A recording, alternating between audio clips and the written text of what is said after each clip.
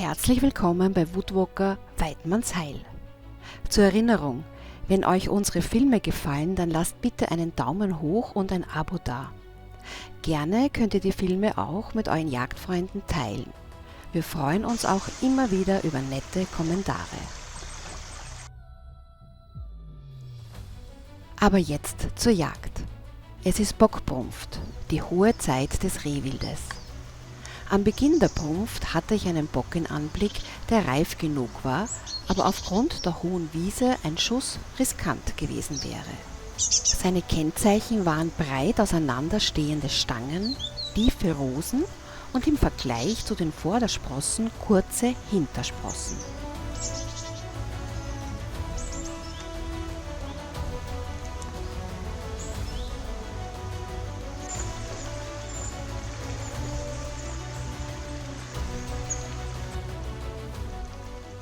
Daher machte ich mich eine Woche später zum Morgenansitz auf, um auf der Wiese den Bock zu bejagen.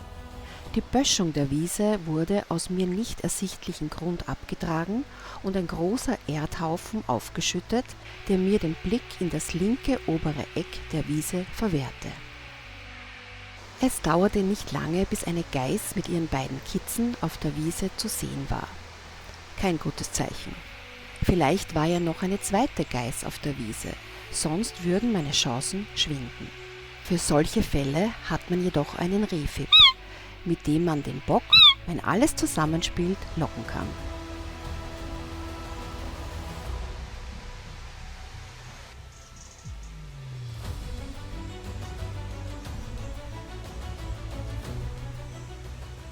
Apropos, die Tarnkleidung, vor allem am Kopf, war weniger der Tarnung geschuldet, sondern vielmehr den tausenden Gelsen, die den Ansitz zu Beginn etwas ungemütlich machten. Normalerweise jage ich in diesem Revier mit kurzer Lederhose, also traditionell.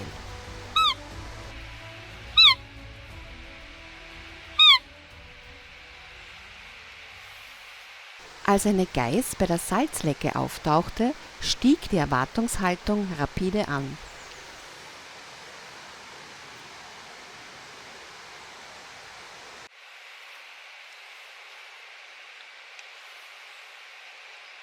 Nachdem die Geiß wieder einzog, wollte ich die Chance mit dem Rehfib nutzen, da der Bock nicht unmittelbar bei ihr war.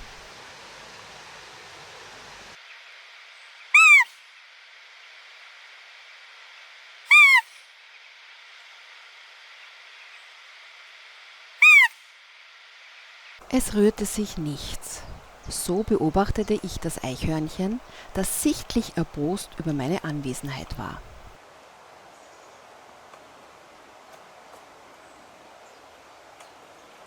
Und plötzlich Bewegung. Ja, es war ein Bock. War es aber der gesuchte? Kurze Hinterenden, längere Vorderenden, breit auseinanderstehende Stangen? Es musste einfach der Bock sein. Ich hatte den Bock nicht mehr ganz genau im Gedächtnis. Irgendetwas war jedoch nicht so, wie ich ihn im Gedanken von mir hatte.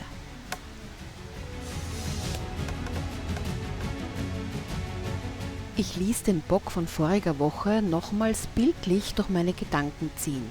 Die Deckenfärbung war doch heller, oder doch nicht? Ein für dieses Revier geringerer Bock, also allemal abschusswürdig. Worauf sollte ich noch warten?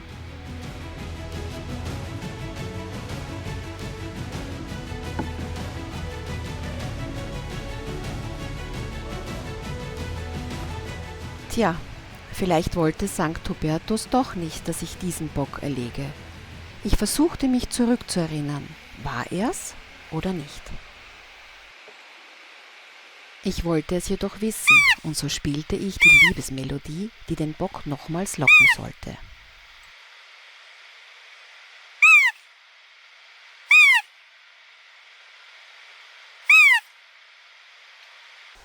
Und tatsächlich, er kam zurück. Auch dieses bedächtige Verhalten ließ mich wieder an den Bock von letzter Woche glauben. Was man sich nicht alles einbildet, wenn man im Jagdfieber ist.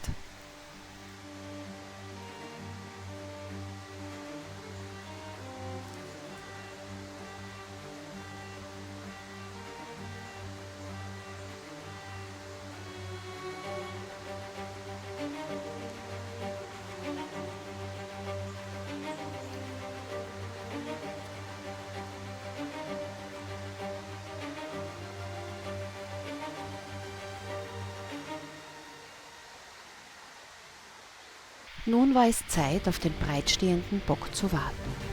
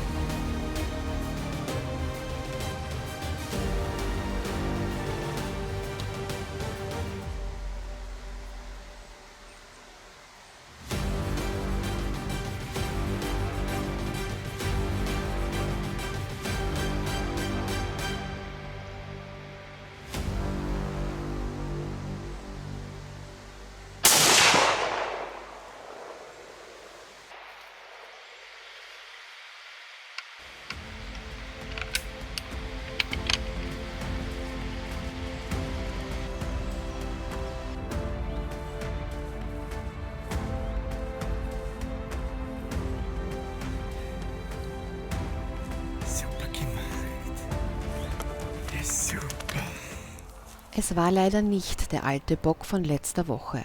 Ich habe mich geirrt und war ehrlich gesagt enttäuscht, da der Bock nicht älter als 3 Jahre war. Andererseits habe ich einen Abschussbock entnommen, der im Feuer zusammenbrach. Sankt Hubertus, was will man mehr? Deshalb verdrängte die Freude über den erfolgreichen Morgenansitz schlussendlich die anfängliche Enttäuschung. Weidmanns Heil.